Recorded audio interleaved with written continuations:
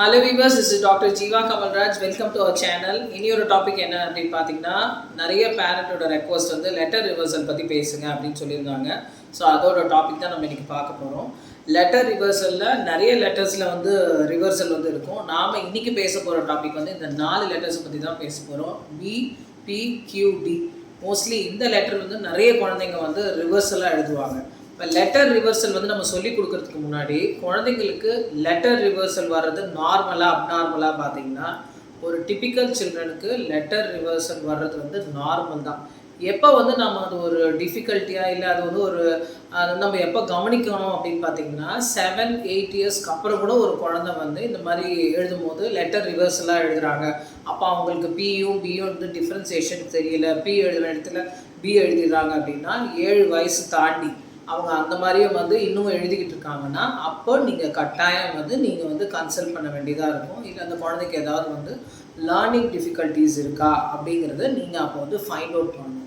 So அப்போ நமக்கு வந்து இந்த லெட்டர் ரிவர்சலுக்கு பார்த்திங்கன்னா நமக்கு 7லேருந்து 8 வயசு வரைக்கும் டைம் இருக்குது. ஆனால் அதுக்கு முன்னமே நம்ம எப்படி ஏன் இதெல்லாம் வந்து இன்ட்ரடியூஸ் பண்ணுறோம் அப்படின்னா ஒரு ப்ரிவென்ஷன் மாதிரி இதை வந்து நீங்கள் செய்யலாம். இன்னொன்று நம்ம வந்து குழந்தை வந்து ஸ்கூல் போக ஆரம்பிக்கும் போதே இந்த யூகேஜி ஃபஸ்ட் ஸ்டாண்டர்ட் போகும்போது நமக்கு தெரியும் இல்லையா, கொஞ்சம் ஸ்லோவாக படிக்கிற மாதிரி தெரியுது, இல்லை கிராஸ்பிங் வந்து கம்மியாக இருக்க மாதிரி தெரியுதுன்னா அப்போ ஃப்யூச்சரில் அந்த குழந்தைகளுக்கு வந்து கட்டாயம் வந்து இந்த ப்ராப்ளம் வரும் அப்படின்னு நம்ம கெஸ் பண்ணுறதுனால முன்னமே நீங்கள் இந்த லெட்டர் ரிவர்சல் வந்து ஒர்க் அவுட் பண்ணுறதுக்கு நீங்கள் ஸ்டார்ட் பண்ணுவீங்க. லெட்டர் ரிவர்சலில் டிஃபிகல்ட்டிஸ் 7 வயசுக்கு மேலே இருந்துச்சுன்னா அப்போ அந்த குழந்தைக்கு என்ன இஷ்யூஸ்னால் அதை பண்ணுறாங்க அப்படின்னா மொதல் இஷ்யூ என்னவா இருக்கும்னா நாங்கள் வந்து தெரப்பிஸ்ட் வந்து சொல்லுவோம் இந்த ஹையர் ஆர்டர் எக்ஸிக்யூட்டிவ் ஃபங்க்ஷன்ஸ்னு சொல்லுவோம். அந்த மாதிரி ஒரு ஹை லெவல் ஆஃப் காக்னேட்டிவ் ஃபங்க்ஷன்ஸில் அந்த குழந்தைக்கு இஷ்யூஸ் இருந்ததுன்னா அதை நான் என்னன்னு சொல்ல வரேன்னா டைரக்ஷனாலிட்டி. இப்போ ஒரு இந்த PVQலே நீங்கள் எடுத்துக்கிட்டிங்கன்னா இப்போ ஒரு ஸ்டாண்டிங் லைனில் ரைட் சைடில் ஒரு கர்வ் வந்துட்டுனா தான் நம்ம என்ன பண்ணுவோம், அதை வந்து B அப்படின்னு ரெகக்னைஸ் பண்ணுவோம். லெஃப்ட் சைடில் அந்த கர்வ் இருந்துச்சுன்னா நாம் அதை D அப்படின்னு ரெகக்னைஸ் பண்ணுறோம். ஸோ நம்ம எதை வச்சு இதை இது PQD அப்படின்னு கண்டுபிடிக்கணும்னா அந்த டைரக்ஷன் ஆஃப் த கர்வ் மேலே இருக்கா, கீழே இருக்கா, ரைட்டில் இருக்கா, லெஃப்டில் இருக்கா. இப்போ அந்த குழந்தைக்கு ரைட் லெஃப்ட் டிஸ்கிரிமினேஷனில் ப்ராப்ளம் இருக்குது, டைரக்ஷனை வந்து ரீட் பண்ணுறதுல அந்த குழந்தைக்கு ப்ராப்ளம் இருக்குது அப்படின்னா அப்போ அந்த குழந்தையால் இந்த லெட்டர்ஸ் வந்து கரெக்டாக வந்து எழுத முடியாது. ஸோ அப்போ இந்த மாதிரி இருக்கும்போது அந்த குழந்தைக்கு அந்த பிரச்சனை இருக்கான்னு பேரலெல்லாம் வந்து தெரபிஸ்ட் வந்து உங்களுக்கு அசஸ் பண்ணி பார்த்துட்டு நாம் வந்து இந்த லெட்டர்ஸ்லாம் சொல்லிக் கொடுக்கறதுக்கு முன்னாடி நாம் ஃபஸ்ட்டு அவங்களுக்கு ரைட் லெஃப்ட் டிஸ்கிரிமினேஷன் அதுக்கு வந்து ஆக்டிவிட்டீஸ் எல்லாம் கொடுத்து அது வந்து பேஸ் மாதிரி. ஸோ அந்த பேஸை நீங்கள் கரெக்ட் பண்ணிவிட்டு அப்புறமா இங்கே வந்தீங்க அப்படின்னா அப்போ அந்த குழந்தைக்கு வந்து ஈஸியாக இருக்கும்.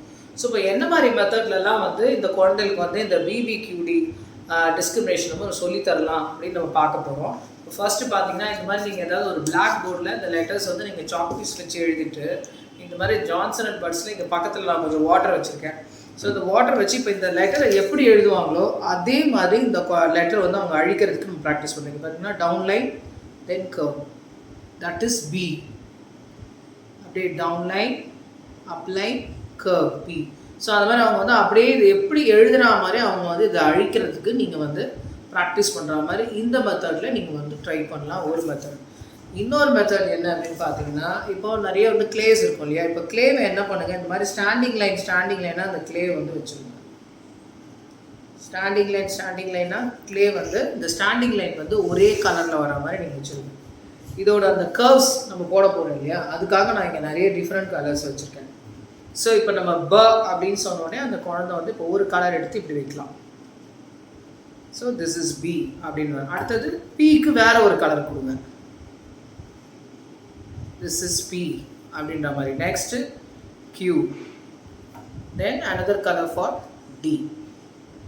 ஸோ இந்த மாதிரி அந்த ஸ்டாண்டிங் லைனில் சேம் கலர்ஸ் வச்சுட்டு இங்கே வர அந்த கர்வ்ஸ் வந்து டிஃப்ரெண்ட் கலர் கிளேயில் வந்து இன்ட்ரடியூஸ் பண்ணுற மாதிரி நீங்கள் ஒரு வாட்டியும் அவங்க வைக்கும் போது திஸ் இஸ் ப, திஸ் இஸ் ப, this is square, this is ட அப்படின்னு சொல்லிட்டு நீங்கள் சொல்லுங்கள். அதேமாதிரி இந்த லெட்டர்ஸ் ரிவர்சல் வரும்போது நீங்கள் வெறும் வந்து அவங்க விஷுவலாகவே ரெகக்னைஸ் பண்ணணும் அப்படின்னு நினைக்காம அது வந்து ஃபோனெட்டிக்ஸோடு நீங்கள் கனெக்ட் பண்ணி பாருங்கள். நீங்கள் பீன்னு சொல்லி கொடுக்குறதுலேயே சொல்கிறது, சொல்கிறது அந்த மாதிரி நீங்கள் சொன்னீங்க அப்படின்னா அப்போ அவங்களுக்கு வந்து கொஞ்சம் அண்டர்ஸ்டாண்ட் பண்ணுறது அது ஒரு க்ளூ மாதிரி நம்ம கொடுக்குற மாதிரி இருக்கும். ஸோ இதுக்கப்புறம் நெக்ஸ்ட்டு என்ன மெத்தட் யூஸ் பண்ணலாம் அப்படின்னு பார்த்தீங்கன்னா இப்போ இந்த மாதிரி இந்த வேரியஸ் டெக்ஸ்சர்ஸ் நான் வச்சுருக்கேன். நீங்கள் வந்து வீட்டில் இருக்கிற அரிசி, வீட்டில் இருக்கிற கோதுமை, காராமணி எது வேணாலும் நீங்கள் வந்து எடுத்துக்கலாம். ஸோ எனி வந்து ஹவுஸ் ஹோல்ட் ஐட்டம்ஸ் நமக்கு வந்து இருக்குது இல்லையா? ஸோ நம்ம வீட்டில் இருக்கிற எந்த பொருளை வேணாலும் நீங்கள் எடுத்து இந்த டிஃப்ரெண்ட் டெக்ஸ்சர்ஸ்க்கு வந்து நீங்கள் வந்து யூஸ் பண்ணலாம். ஸோ அதை வச்சுட்டு அந்த குழந்தைக்கு வந்து இது வந்து ஆன்லைனில் பார்த்தீங்கன்னா இந்த பின் ஹோல் கிளாஸ் அப்படின்னு சொல்லிட்டு விற்கும். ஸோ அந்த பின் ஹோல் கிளாஸ் கிடைக்கலனாலும் ஒன்றும் பிரச்சனை இல்லை. நீங்கள் வந்து ஒரு கண்ணை வந்து கர்ச்சிப்பால் அவங்க வந்து கட்ட வச்சுட்டாலும் ஓகே தான். இப்போ இந்த கலர் நான் இந்த ஹோல் கிளாஸ் போட்டோன்னே என்ன ஆகும் அப்படின்னா என்னால் ஃபுல்லாக வந்து பார்க்க முடியாது. ஸோ சில குழந்தைங்க வந்து கண்ணை மூடுங்க அப்படின்னா கொஞ்சம் பயப்படுவாங்க.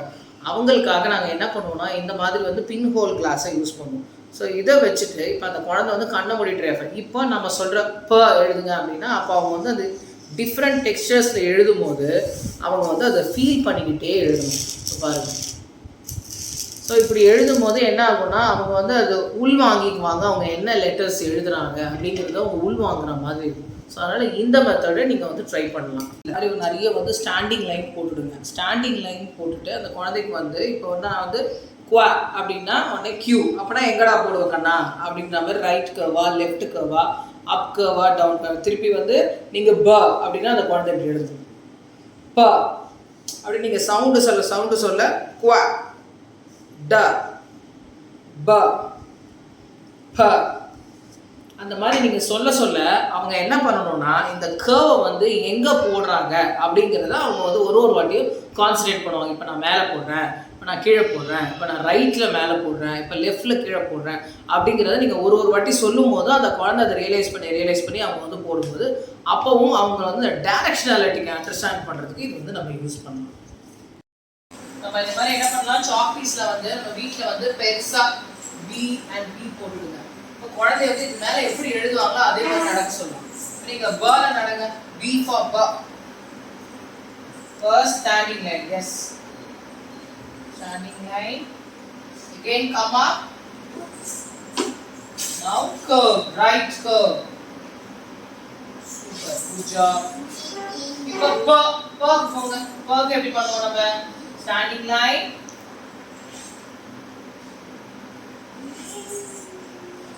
தப்பா போயிடுங்க. ப standing line. Down standing line. Again go up. மேல போங்க. Now right curve. Very good. One more time பண்ணுங்க. தொப்பியா பண்ணீங்கல்ல, அத one more time பண்ணலாமா? Down standing line, down. Again up standing line. Now right curve. Very good. Good job. என்ன லெட்டர்ல நடந்தீங்க நீங்க? Very good. Super. என்ன பண்ண போறோம்னா கப் ஓபன் பண்ணிட்டு அதுல என்ன லெட்டர் இருக்கோ அது நீங்க சொல்ல போறீங்க. Okay, ready? Now open green cup. என்ன லெட்டர்? D. என்ன sound? D. Very good. Super. Next open orange. என்ன லெட்டர்? Q. என்ன sound? K. Very good. Next open blue. என்ன லெட்டர்?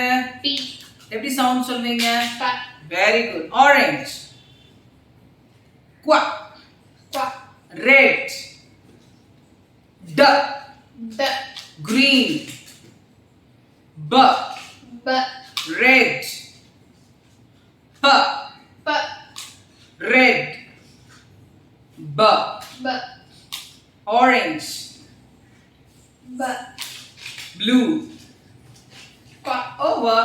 டெக்ஸ்சர்ஸில் அவங்க ஃபீல் பண்ணி எழுதுறாங்க இல்லையா? ஸோ நம்ம வந்து டெக்ஸ்சர்ஸில் வந்து அந்த குழந்தைக்கு வந்து மெத்தடை வந்து நீங்கள் யூஸ் பண்ணீங்க இந்த லெட்டர் ரிவர்ஸ்கில் அப்படின்னா அப்போ அவங்களுக்கு அதை அண்டர்ஸ்டாண்ட் ஆகிறதுக்கு ஈஸியாக இருக்குன்றதுக்காக நம்ம டிஃப்ரெண்ட் டெக்ஸ்சர்ஸ் வந்து யூஸ் பண்ணுவோம். இது ஒரு மெத்தட்.